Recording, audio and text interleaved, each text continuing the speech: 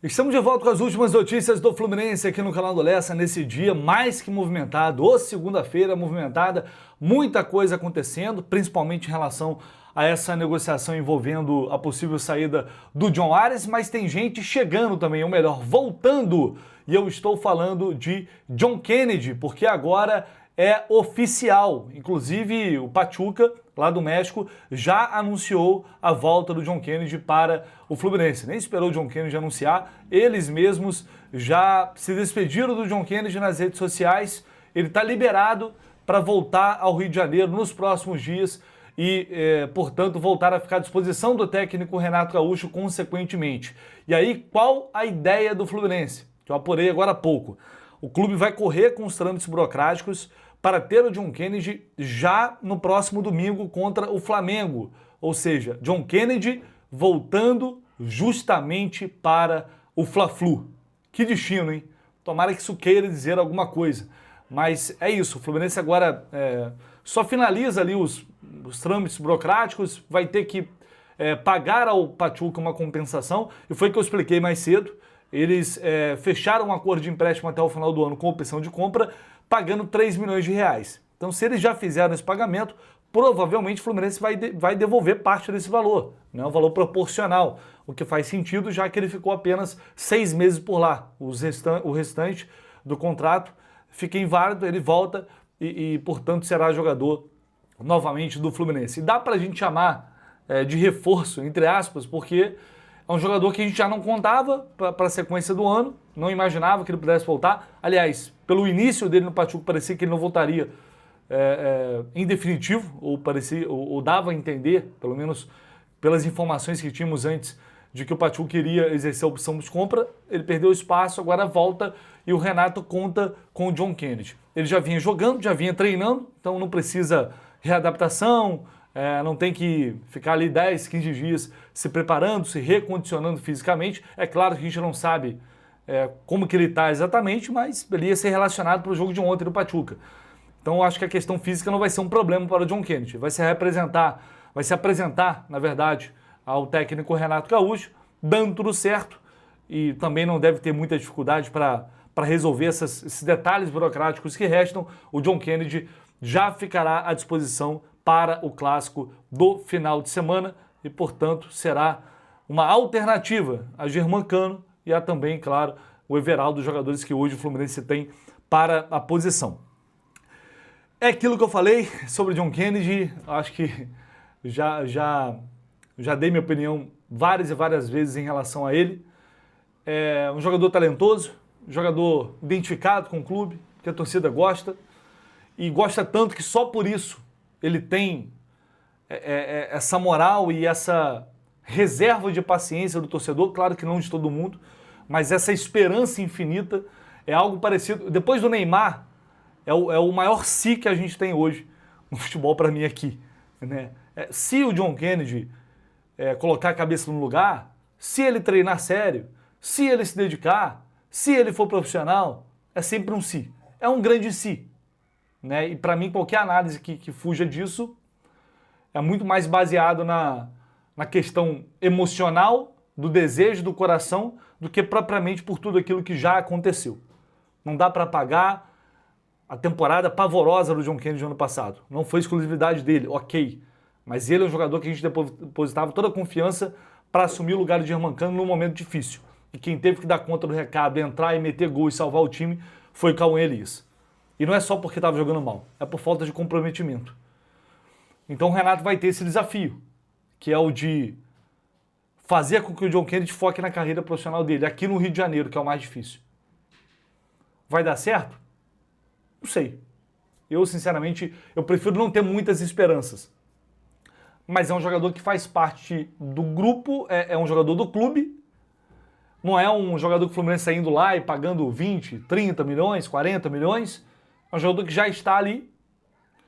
E se ele não quiser, se ele repetir o que ele já fez anteriormente em outras situações, afasta, empresta de novo. Infelizmente, essa é a realidade. Mas, já que ele está voltando, tomara que ele consiga entregar aquilo que ele tem condições de entregar.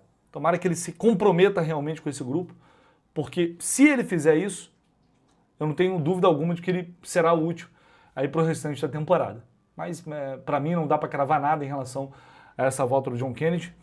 Tomara que ele, enfim, consiga entender a importância que ele pode ter e retribuir da melhor maneira possível o carinho do torcedor dentro de campo. É isso, esse é o mínimo que a gente espera de qualquer jogador de futebol e principalmente de um jogador como ele que foi criado no clube e que tem a admiração de muita gente. Mas é isso, John Kennedy está de volta e tudo indica que ele será relacionado, inclusive, para o Fla-Flu. A FIFA divulgou hoje a seleção da Copa do Mundo e o Fluminense tem 2 jogadores presentes. Não é muito difícil imaginar quais jogadores são esses. Colocando aí na tela para vocês, o time perfeito, o time do torneio, o time da Copa do Mundo, eleito pela FIFA. Bono, goleiro do Al Hilal, Hakimi, lateral direito do PSG, Marquinhos também do PSG, Thiago Silva, 40 anos, hein, meus amigos? 40 anos. Thiago Silva e Cucurella, lateral esquerdo do Chelsea. Para mim, não tem muito o que contestar nessa lista aí, não. Na linha defensiva. No meio, Vitinha e Enzo Fernandes. Também não consigo contestar. Pedro Neto e Palmer jogaram muito. Acho que o Pedro Neto até mais do que o Palmer, apesar de que na final o Palmer jogou mais. E no ataque, John Ares. Para mim, muito justo pela Copa do Mundo que ele fez, por tudo que ele fez. Muito justo o John Ares fazer parte da seleção, ao lado do Garcia ali do Real Madrid.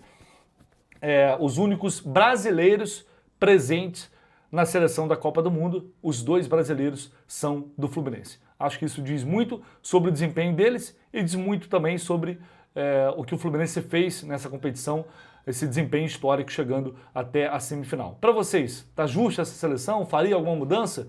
Deixe aí nos comentários. Olha só, colocando para vocês na tela, Foot Fanatics, hein, porque tem promoção da camisa branca do Fluminense, o novo segundo uniforme com, olha só, patch da Copa do Mundo, tá?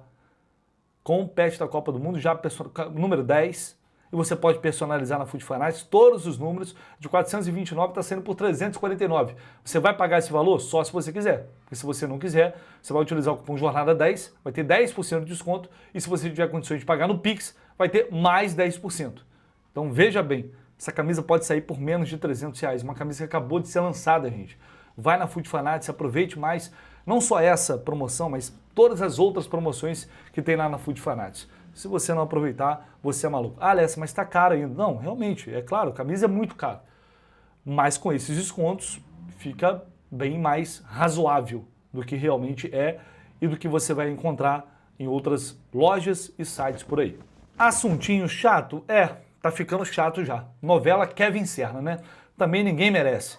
Mas enfim, as pessoas estão falando e a gente tem que repercutir aqui.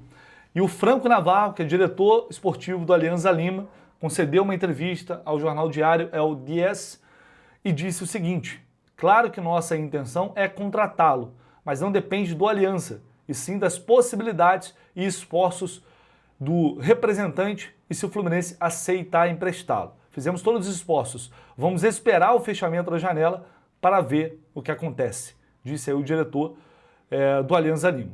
O empresário, o Narciso Algames, como já vem falando e repercutindo aqui, dá entrevista todo dia praticamente, querendo colocar o Serna em qualquer lugar, tirar o Serna do Fluminense. Mas até agora o Fluminense não recebeu o contato oficial do Alianza Lima ou de qualquer outra equipe para pelo menos analisar se é viável ou não.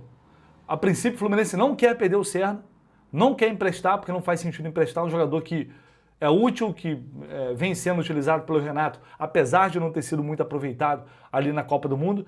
Então o Fluminense nesse momento não vê vantagens em negociar o Kevin Serna.